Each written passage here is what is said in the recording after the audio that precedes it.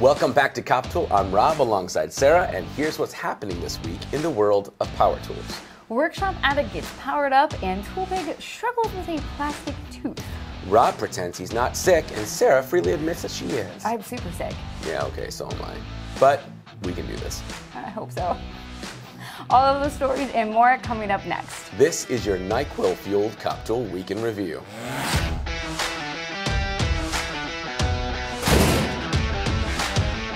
We kick off this week with the crew at PTR, who put together an exhaustive 10-minute-long video exploring the who's who of power tool manufacturers. We've seen charts like this online before, but PTR goes out of their way to work through every company, detailing what they do and why the relationships are important. The biggest shocker? Did you know DeWalt is really owned by Binford Tools? No, it's not. Yeah, it is. You can learn way more than you want to know at ProTool Reviews on YouTube. The guys over at Workshop Addict got their hands on the Engel 56-volt 3000-watt Nexus portable power station and wasted no time putting it through a series of tests to see what it could handle. They hooked it up to a camper and proceeded to flip every switch that they could find until it stopped working. We were surprised that it lasted an hour running a small AC, but we were left wondering if that benefit is really worth the staggering $1,200 price tag for the base and only 2 batteries. But I guess if you already have a bunch of Ego batteries laying around and you really want to watch TV and run an AC in your treehouse, well, then this probably will work. For more information, visit Workshop Addict on YouTube. NPS 19 is less than 3 months away, and the rumor mill has been buzzing with predictable random guesses about the tools Milwaukee will reveal that do nothing but get me excited about things that probably won't happen. Fortunately, Nate from Doresoom Tool Reviews used his thinking hat and decided to dig into the United States Patent and Trademark Office and found a boatload of interesting Milwaukee patents that just might point us to a few NPS 19 reveals. If you too were waiting for NPS and feel like wildly speculating with your internet friends, join Nate at Doresoom Tool Reviews on YouTube. We're used to the Concord Carpenter putting together some ridiculously detailed comparos, but once in a while he helps us find a real gem in a crowded box of tools. This week he shows us his new everyday carry for rounding edges in wood, plastic, and PVC. The Rockler Carbide ripped radius plane is a small, light plane that fits easily in his tool belt while providing perfectly clean 1/8 inch radiuses wherever sharp corners cause trouble. If your life could use a few rounded edges, don't miss Rob's video at Concord Carpenter on YouTube. So what are you doing this weekend? Want an excuse to get back to your shop? Well, Sarah's got a couple ideas for you in her projects of the week. My first project this week was sent to me from David Stanton. Thank you, David. He lives in the beautiful Blue Mountains of Australia and wanted to add a playset in his garden for his grandkids, but with an elegant twist.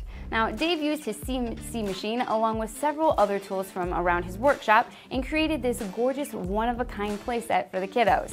Now, I'm a huge fan of how unique and functional this is. My little one is too small for a playset just yet, but in a couple years, I may need to place an order for one of these of my own. Go check out the video and many other tips and projects on Dave's YouTube page. My next project is from Rod over at Ironwood Studios on Instagram.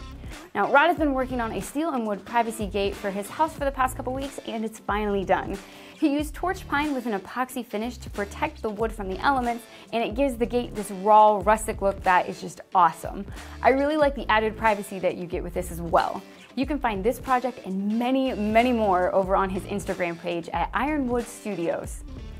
That's it for me this week. If you have a project or find a project you think I need to feature on the show, send it to me in an email at projects@coptool.com. The new line of Metabo HPT 36-volt tools continues to impress just about everyone who uses them. But this week, the ToolPig exposed a small problem with his example of their new miter saw. He's quick to point out how lightweight, powerful, and flexible it is considering the optional AC adapter, but he's less enthused about the plastic pin that locks into the detents for preset angles. Now, there appears to be just enough play to throw off the accuracy. Mr. Pig thinks it could be fixed with a small upgrade. Despite the small flaw, he's happy with the restless saw, and he says he plans to continue using it. Will this be a deal breaker for you? You can share your own 2 cents at ToolPig on Instagram. Tools by Design took to Instagram this week to declare its undying love for the Milwaukee M12 Fuel Stubby impact wrench. While he admits it may not be ideal for full-size truck nuts, but the little impact wrench easily changes the wheels on smaller family vehicles and barely drains the 4 amp hour battery. We've seen countless positive reviews for the M12 Stubby, but it's always nice to see it doing a great job in the wild. Of course, this brought out the airheads who insist there's nothing better than air tools. If you'd like to join that discussion, head over to Tools by Design on Instagram. We're big fans of Eric and the plumbing and HVAC pros over at Mechanical Hub. Now, none of us here at Coptool have much experience with either of those two worlds, but we sure love living vicariously through Eric.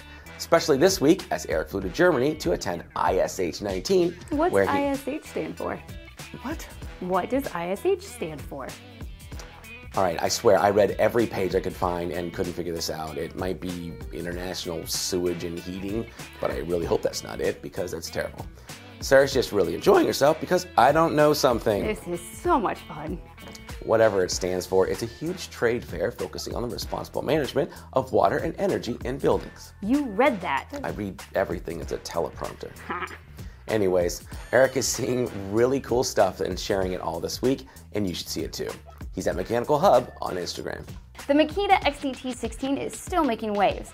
This week, Toolaholic took time on Instagram to review the Do Everything Impact and doesn't find anything to complain about. He does mention something we were not aware of though. This impact was first made available outside of the US as the DT171, which was manufactured in Japan. Only later was it launched here in the States as the XT-T16, but the XT-T is manufactured in China. Now, this information led to a lot of great conversation in the comments about what this meant for quality and naturally continued the debate over foreign versus domestic tools. So if you haven't screamed in all caps yet today, that's a great place to do it. And maybe, just maybe, you will learn something from your fellow man. Probably not, but you will find Toolaholic over on Instagram. All right, guys, that's going to do it for us today. What is all of this? Don't worry about all this awesome just yet. First of all, tell us who won our DeWalt concrete cutoff saw. Tom DeCarlo from Michigan won the contest last week, so congratulations, Tom. That's awesome. So what's happening here? What is this? All right, so in this week's showcase, Metabo was kind enough to provide us with a 9115 4.5-inch angle grinder. Not just that, but also a whole bunch of Metabo swag. So we've got hats and glasses and gloves and a whole bunch of discs and a t-shirt and a pen. I might keep the pen, so don't look for this in the box. Anyways, so for your chance to win, head over to coptool.com/contest. And then also, currently Metabo and Ohio Power Tool have a sale going on, I believe through the end of March, where you can pick up one of these for yourself for only $89. So be sure to go over to ohiopowertool.com and get that for yourself today. Well, thank you guys for sticking with us, even though we are sick this week. We will see you guys next week, hopefully healthier than what we are today. Be sure to like and subscribe so you do not miss a thing, and ring that bell so you don't miss us. We'll see you next week.